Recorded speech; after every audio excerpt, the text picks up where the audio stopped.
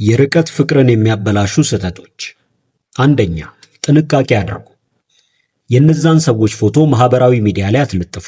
ምክንያቱም ግንኙነታችሁ አይን ውስጥ በገባ ቁጥር ችግር ውስጥ የመግባት እድሉም በጣም ከፍተኛ ነው የሚሆነው። ግንኙነታችሁ ጥሩ ደረጃ እንዲደርስ የሚመኙ ሰዎች እንዳሉ ሁሉ በዚህ ግንኙነትም ምቀኝነት የሚሰማቸው መኖራቸው አይቀሬ ነው። በመሆኑም ፈጣሪያችሁን ብቻ በማስቀደም እዩኝ ማለትን ከግንኙነታችሁ ውስጥ አስወግዱ። እንዲሁም ግንኙነቱን ለማጠንከር ከጽሑፍ መልእክት በላይ እየተያያችሁ ለማውራት የምትችሉበትን ሁኔታ ማመቻቹ። ይህም በአካል የመገናኘትን መንፈስ በመጠኑም ቢሆን ይሰጣችኋል። የርቀት ግንኙነቱ ጊዜ አብቅቶ በአካል በምትገናኙበት ወቅትም አዲስ የሆነ ስሜት እንዳይሰማችሁ ያደርጋል። ሌላው በፍጹም ማድረግ የሌለባችሁ ነገር ከነዛ ሰዎች ጋር በምትጋጩ አሊያም ደግሞ የሆነ ችግር በመካከላችሁ በሚፈጠርበት ወቅት እነዛን ሰዎች ብሎክ ማድረግ ነው። ይሄ በጣም ትልቅ የሆነ ስህተት እንደሆነ ወቁ። በፍቅር ግንኙነት ውስጥ ከባዱ ነገር ፍቅርን መጀመር ሳይሆን ተንከባክቦ ለፍሬ ማብቃት እንደሆነ ወቁ። ቁጥር 2 መተማመንን ገንቡ። እምነት በፍቅር ግንኙነት ውስጥ ትልቁን ቦታ ይይዛል። በመሆኑም እምነታችሁ በተራ ነገሮች በፍጹም ሊሸረሸር አይገባም። አንዳንድ ጊዜ ይሄ ግንኙነት አላስፈላጊ ባህሪዎችን እንድታሳዩ ሊያስገድዳችሁ ሁሉ ይችላል። ተጠራጣሪና በትንሽ ነገር የምትበሳጩ፣ ድብርት የሚያጠቃችሁና ስሜታችሁን በቀላሉ የሚጎዳ ሰዎች ልትሆኑ ትችላላችሁ። አንዳንዴ መልእክት ትልቁና በቶሎ ካልተመለሰላችሁ ስለሌላ ነገር መጠራጠር ትጀምራላችሁ። በዚህ ምክንያትም መሰላቸትና መጨቃጨቅ በመካከላችሁ ይፈጠራል። ነገር ግን ከእናንተ የሚጠበቀውን ብቻ አድርጉ። እነዛ ሰዎች የምትሰጧቸውን ፍቅር መመለስ ካቃታቸው ችግሩ የነሱ እንጂ እናንተ አይደለም። አንዳንዴ ፍቅር አጋሮቻችሁ ከመሬት ተነስተው ወደ ሀገር ካልገባችሁ ግንኙነታችን እዚህ ጋር ያበቃል ሊሏችሁ ሁሉ ይችላሉ።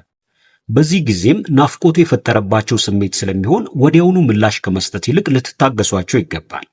ሌላው ጭቅጭቅን የሚፈጥረው ዋነኛ ጉዳይ በገቢና ወጪዎቻችሁ እንዲሁም በወሲብ ሕይወታችሁ ላይ በግልጽ መነጋገር አለመቻላችሁ ነው። ለዚህ ሁሉ መፍትሄው ታዲያ በአካል የምትገናኙበትን የጊዜ ገደብ በግልጽ ማስቀመጥ መቻል ነው። በርቀት ግንኙነቱ የምትቆዩት እስከ መቼ ነው? ያሰባችሁትን ዓላማስ በምን ያህል ጊዜ የምታሳኩት ይመስላችኋል? ይህንን በግልጽ ተነጋግራችሁ መወሰን ከምንም ነገር በላይ አስፈላጊ እንደሆነ ወቁ።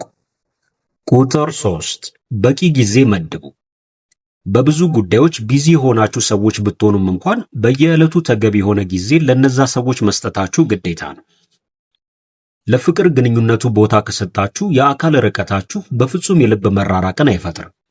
የት ወጣችሁ፣ የት ገባችሁ የሚሉ ዝርዝርና የምርመራ የሚመስሉ ጥያቄዎችን አስወግዱ። ከዛ ይልቅ አብራችሁ ልታከናውኗቸው የምትችሏቸውን ነገሮች ፍጠሩ። ለምሳሌ በተመሳሳይ ሰዓት ተደዋውላችሁ ፊልም መመልከት፣ የተለያዩ የፍቅር መጽሐፍቶችን ማንበብ፣ ሁኔታው የሚፈቅድላችሁ ከሆነም አብራችሁ ጸሎት ለማድረግ ሞክሩ። በዚህ ጊዜም በመካከላችሁ የበለጠ ቅርርብ እየተፈጠረ ይመጣል።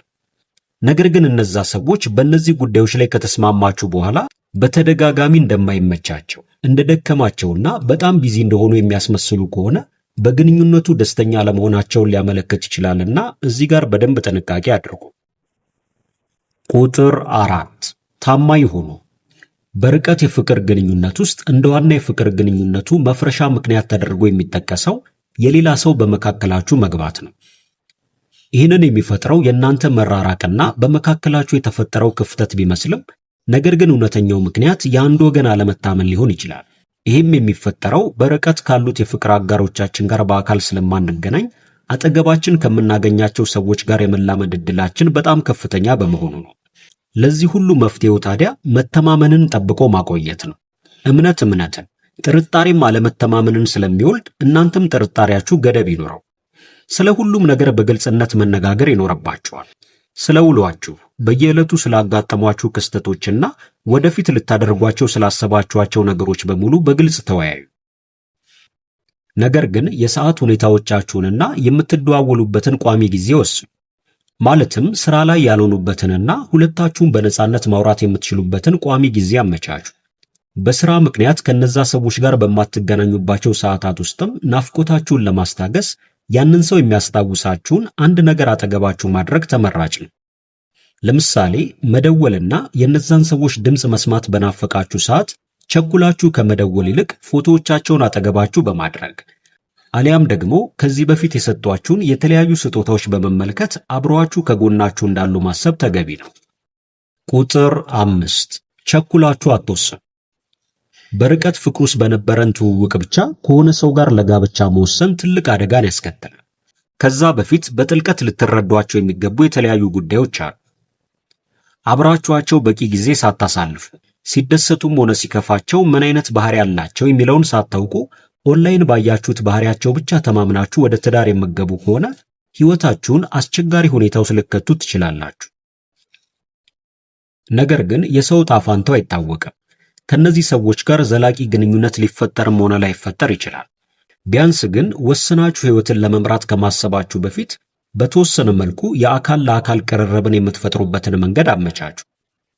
ማለትም ፊት ለፊት እየተያዩ መነጋገር፣ ሐሳባቸውን በምን አይነት ሁኔታ እንደሚገልጹ መመልከትና እውነተኛ ማንነታቸው ማወቅ አስፈላጊ ነው።